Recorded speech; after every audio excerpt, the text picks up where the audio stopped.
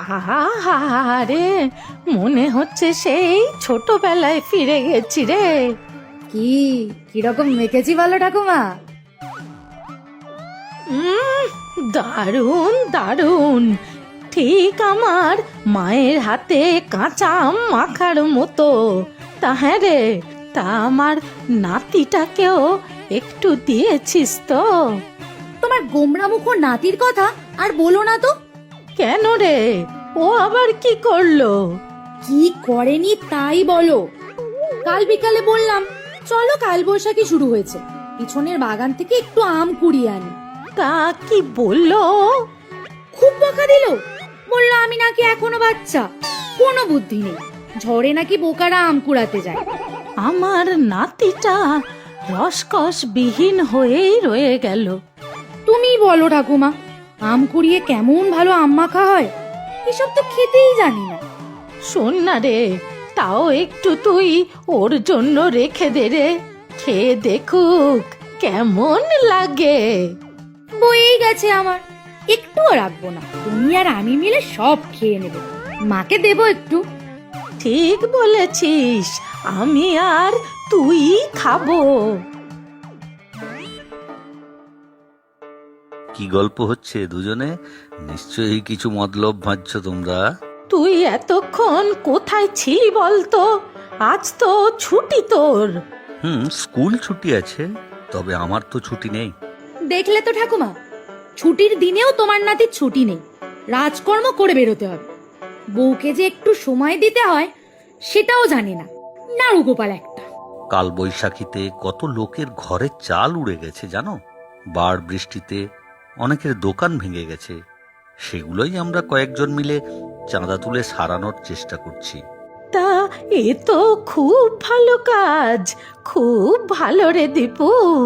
শুধু তাই না, গরম তো বাড়ছে, পুকুর কুয়ো সব শুকিয়ে যাবে, খাবার জলের আকাল পড়বে। সেগুলো নিয়েই প্রধান মশাইয়ের সাথে একটু আলোচনা কর। তুই আমার সোনার টুকরো নাতি, একটু আম মাখা খাবি নাকি রে? ফুলি কিন্তু দারুণ মেখেছে। আরে না না, এসব আমার ভালো লাগে না, মোটেও ভালো জিনিস না। ভালো জিনিস ভালো লাগবে কেন? শুধু কাজ আর কাজ। একটু যে বউয়ের সাথে বসে দুটো কথা বলতে হয়, একটু ঘুরতে নিয়ে যেতে হয়, সেসব মনেই থাকে না। ভালোই তো ঠাকুমার সাথে গল্প করছিলি, আম্মা খাচ্ছিস, হঠাৎ আবার আমার কথা মনে পড়লো কেন? আমি বেরোলাম। কই গো গিন্নি, কোথায় গেলে গো? দেখো দেখো কি এনেছি দেখো। কি হলো কি? ও মা, এ তো বিশাল মাছ, কে খাবে এত? কেন কেন, আমি খাবো, তুমি খাবে, বাড়িতে আর যত লোক আছে সবাই খাবে। টাকা পয়সা কি আমার কিছু কম আছে নাকি?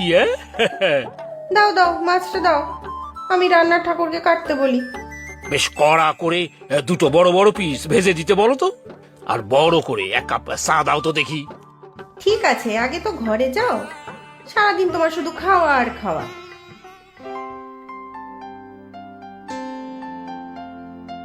আহা, গরম গরম মাছ ভাজা আর চা। আহা, সারাদিন শুধু নিজের খাওয়ার চিন্তা, আর কোনো খেয়ালই নেই তোমার। কেন কেন, কি করেছি আমি? বলো গিন্নি বলো। গরমকাল পড়ে গেল, মেয়েটা কত আম খেতে ভালোবাসে, সে কথা মনে আছে তোমার? আমার মেয়ে ফুলি, মনে আছে মনে আছে, আলবাত আছে। আমের বাগানে কালকেই মালিকে বলবো ভালো দেখে আম পেড়ে রাখবে। আমার একমাত্র মেয়ে ফুলি, সে যা ভালোবাসে সব আমি নিয়ে যাব। টাকা পয়সা কি আমার কিছু কম আছে নাকি? শুধু মেয়ে কেন, জামাই, বেয়াই, বেয়ান আর মাসিমাও তো আছেন, তাদের কথা ভাবছো না? ঠিক ঠিক, মাসিমার জন্য আমি নিজে হাতে এক ঝুড়ি আম নিয়ে যাব। হ্যাঁ, সেই বরং ভালো হবে, কালই চলো বাড়িতে যাই, আম দিয়ে আসি, মাসিমাও খুব ভালো খায়। তাই হবে তাই হবে। পয়লা বৈশাখে তো এবার যাওয়াই হয় নাই, আমি আজই বাগানে গিয়ে সব ব্যবস্থা করছি, কালই যাব। হ্যাঁ,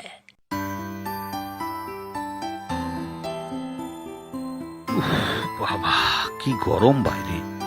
এই ফুলি, যা তো এক গ্লাস জল নিয়ে আয়। পারবো না। কেন পারবি না কেন? বয়েই গেছে তোমাকে জল খাওয়াতে, নাড়ু গোপাল একটা। আবার আবার আমাকে নাড়ু গোপাল বলছিস? তা নয় তো কি বলবো, ছুটির দিনেও কি একটু ঘরে থাকতে নেই? আমার কি ইচ্ছা করে না তোমার সাথে একটু ঘুরতে যেতে, গল্প করতে? কত জায়গায় মেলা বসেছে। সেসব তো পরেও করা যাবে ফুলি। যাদের ঝড়ে ঘর উড়ে গেছে তাদের কি অবস্থা বলতো? ঘরও নেই, খাবারও নেই। আমরা যদি এই সময় পাশে না দাঁড়াই, কে ওদের সাহায্য করবে? বুঝেছি, সবার দুঃখ তুমি বোঝো, শুধু আমার দুঃখ কষ্ট বোঝো না। আবার কি হলো? চোখে জল কেন? আচ্ছা, পরের রবিবার নদীর ধারে বেড়াতে নিয়ে যাব। কি এবার খুশি তো? খুশি, তবে একটা শাস্তি আছে। আবার কি? সেই যে সকালে আম মাখা করেছিলাম, সেটা খেয়ে বলতে হবে কেমন হয়েছে। তখন বাজে খাবার বলেছিলে, তার শাস্তি। না না না না, আমার এত টক একদম ভালো লাগে না। ওসব শুনবো না, খেতে হবে, এখনই আনছি। আরে এই ফুলি, শোন, যাস না।